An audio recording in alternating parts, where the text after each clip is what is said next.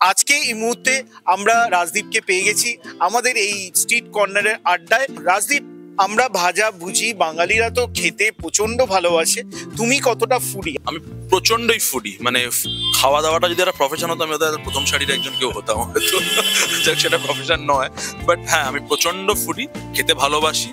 আমাদের প্রফেশনের জন্য অনেক সময় মেনটেন করার জন্য মাঝে মধ্যে খাওয়া থেকে দূরে সরতে হয়, খুব মনের কষ্টে সেটা করি, বাট আবার যখন সুযোগ পাই আবার খাই। তুমি তো ভীষণ খেতে ভালোবাসো, তুমি তো বলেই হচ্ছে ফুডি প্রচন্ড। সঞ্চিতা, স্ট্রিট ফুড, আমাদের স্ট্রিট কর্নার যেহেতু চলছে, স্ট্রিট ফুড কতটা তোমার কাছে ফেভারিট? এবং স্ট্রিট ফুডের মধ্যে এখানে তো বড়া পাও রয়েছে, তো বড়া পাও ছাড়া আর কি কি তোমার ভালো লাগে? তুমি আমাকে যে কোয়েশ্চেনটা করলে তার আগে আমি ওনাকে একটা জিনিস জিজ্ঞেস করি, তুমি যে খেতে ভালোবাসো, ঠিক খেতে ভালোবাসার মধ্যে কি ঘাসফুস খেতে ভালোবাসো?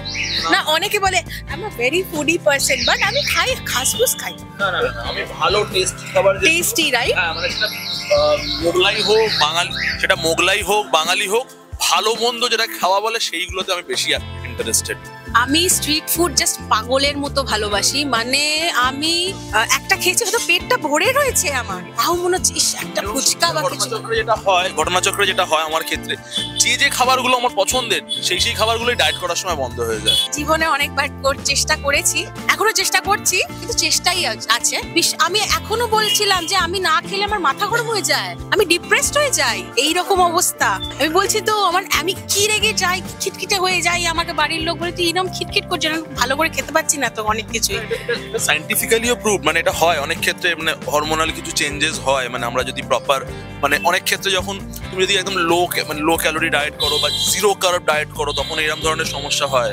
আমরা স্ট্রিট কর্নারে কোনো রকম ওই বাধা নিষেধ মানবো না, আমরা জমিয়ে খাবো এবং ও কিছুটা ডায়েটের জন্য একটু এদিক ওদিক করছি।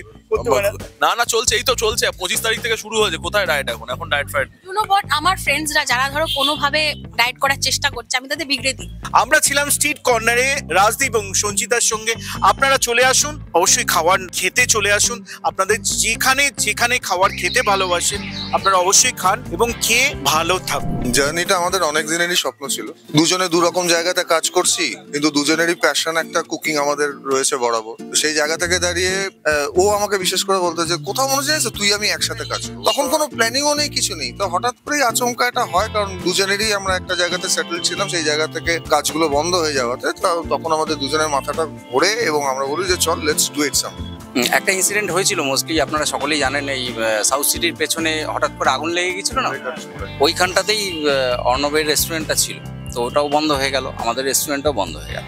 তো তারপরে এইখানে শুরু করা, ভাবলাম একটু অল্প কিছু ছোটোখাটো জিনিস দিয়ে করা। আমি একটা সময় মুম্বাইতে ছিলাম আর কি, তো ওখানকার এই বড়া পাওয়াটা আমার বড় পছন্দের একটা জিনিস, তো ওটা শিখেছিলাম এক সময়। ওখানে একজন মানে আমার এক মহারাষ্ট্রিয়ান বন্ধুর ঠাকুমার কাছ থেকে এই পুরো ব্যাপারটা দেখেছিলাম, দেখে তো সেটা ট্রাই করে দেখলাম যে না, রেসপন্স ভালো লাগছে। এবার বাকি সকলের ভালোবাসা।